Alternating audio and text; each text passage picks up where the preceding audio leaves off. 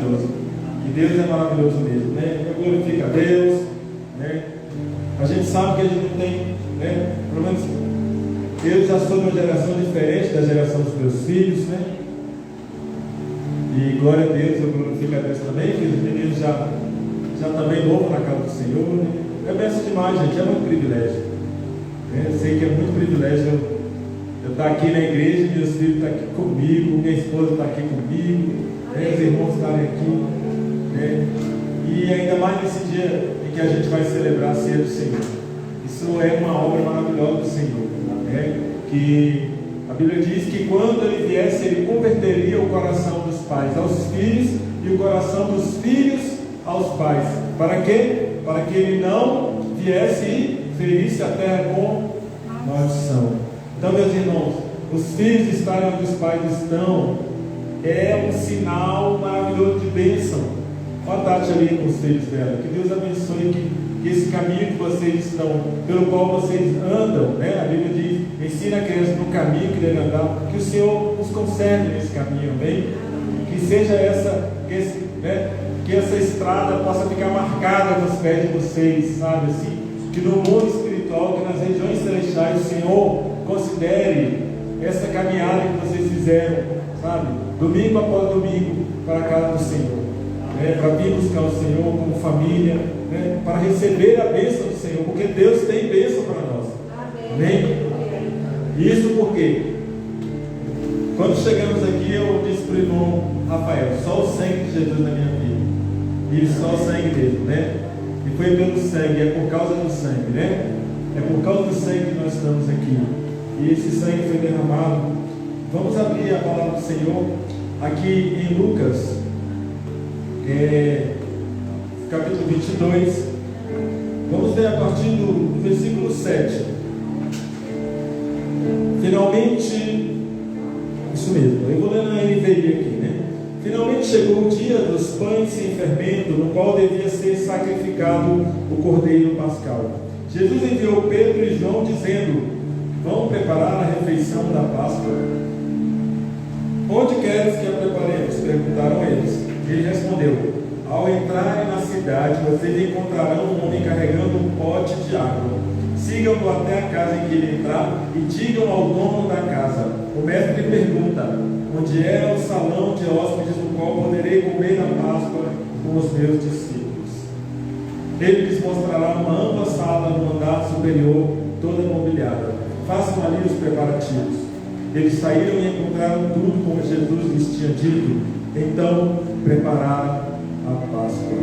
Quando chegou a hora, Jesus e os seus apóstolos reclinaram-se à mesa. E lhes disse: desejei ansiosamente comer esta Páscoa com vocês antes de sofrer. Pois eu lhes digo, não comerei dela novamente até que se cumpra no reino de Deus. Olha que maravilha, meus irmãos. Jesus, ele disse para eles: olha, eu desejei ansiosamente comer a Páscoa com vocês. Jesus dele, naquele dia, o último cordeiro pascal a ser morto como símbolo daquilo que ele faria, como sinal daquilo pelo qual ele passaria. Meus irmãos, Jesus comeu com seus discípulos o último cordeiro, e ele desejou ansiosamente comer o último cordeiro.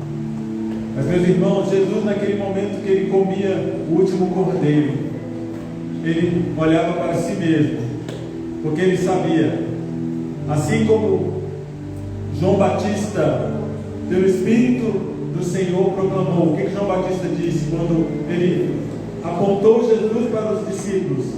Eis o Cordeiro de Deus que tira o pecado do mundo. Esse mesmo Cordeiro, meus irmãos, foi apontado por Abraão, porque no momento em que Deus pediu um sacrifício para Abraão, Deus pediu um sacrifício de uma vida, meus irmãos, para Abraão.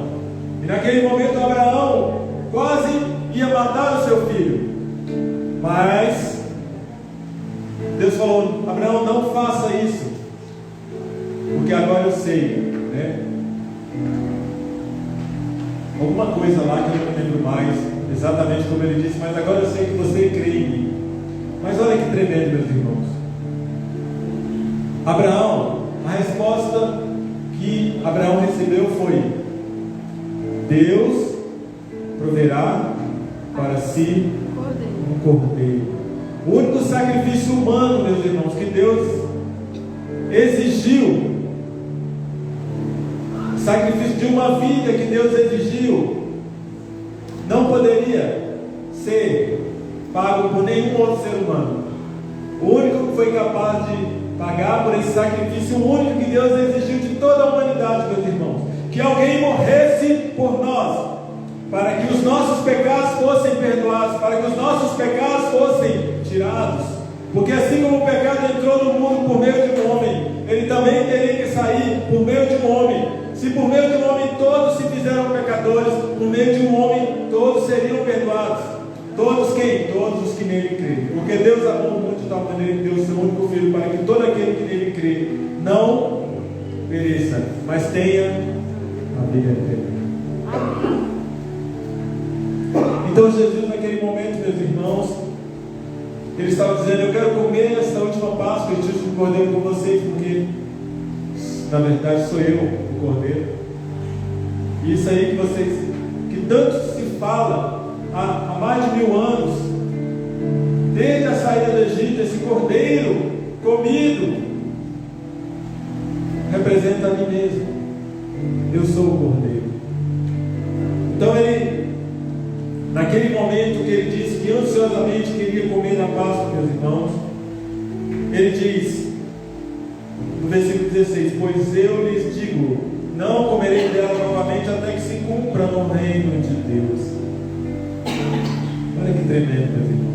Jesus fala até que se cumpra. Como é que se cumpre a Páscoa no reino de Deus? A Páscoa no reino de Deus se cumpre no momento em que o povo sai do Egito de uma vez por todas. Jesus ainda está tirando gente do Egito. Não está. Muita gente ainda está saindo do Egito. E dos que nascerem daqui para frente, ainda muitos vão ter que sair do Egito. Porque a salvação tem que chegar a todo homem, para que todo aquele que nele crê não pereça, mas tenha a vida eterna. Então, até, meus irmãos, que se consolide, até que se consolide este momento em que a Páscoa se cumpra no reino de Deus. Porque Paulo diz para a gente o seguinte: que esperança que se vê não é esperança. Nós fomos salvos pela fé e temos esperança de que o Senhor nos receberá em seu reino. Mas até que a gente chegue lá, a gente hoje, vai recebendo pela fé. E aí ele diz o seguinte: recebendo o cálice, ele deu graças e disse: tomem isto e partilhem uns com os outros. Pois eu lhes digo que não beberei outra vez do fruto da videira até que venha o reino de Deus. Tomando o pão, deu graças, partiu e o deu aos discípulos, dizendo: isto é o meu corpo dado em favor de vocês, façam isto em memória de mim. Da mesma forma, depois da ceia, tomou o cálice, dizendo: este cálice é a nova aliança no meu sangue, derramado em favor de vocês.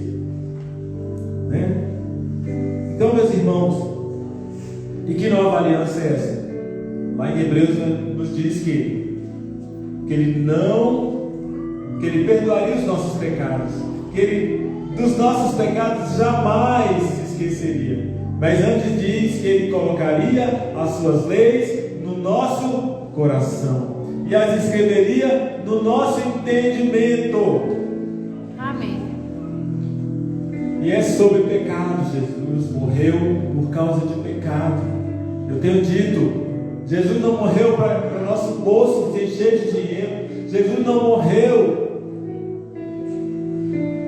só para fazer os nossos gostos. Não, Jesus morreu porque nosso pecado estava simplesmente nos mandando para onde? Para o inferno, meus irmãos. Mas Jesus morreu para que nós vamos para a presença dele, para que a gente possa comer essa Páscoa com ele, meus irmãos. Aleluia, glória a Deus. Para que naquele dia a gente se reúna à mesa com ele e possa desfrutar do pão e do cálice, que ele diz, ó, não comerei novamente até que se cumpra no reino de Deus. Então naquele dia há de se cumprir. E ele vai dizer para mim, ele já vai dizer para você: vinde, abençoado, bendito de meu Pai, para o reino que está preparado para vocês desde a fundação do mundo. Aleluia. É maravilhoso, meus irmãos. Mas enquanto a gente não vai lá, a alegria que a gente tem de o tempo passar nessa terra, porque a gente sabe que nosso dia de se encontrar com Ele está chegando mais perto, né? Aleluia. Oh, Jesus. Eu quero fazer menção aqui, me lembrei do meu avô com 94 anos, e eu perguntei para ele, a última vez que eu falei com ele: e aí, vô, como é que você está? Meu avô só me respondeu assim: meu filho, estou esperando Deus me chamar.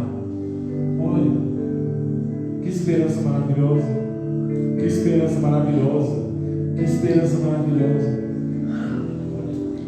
Meus irmãos, Jesus está nos esperando.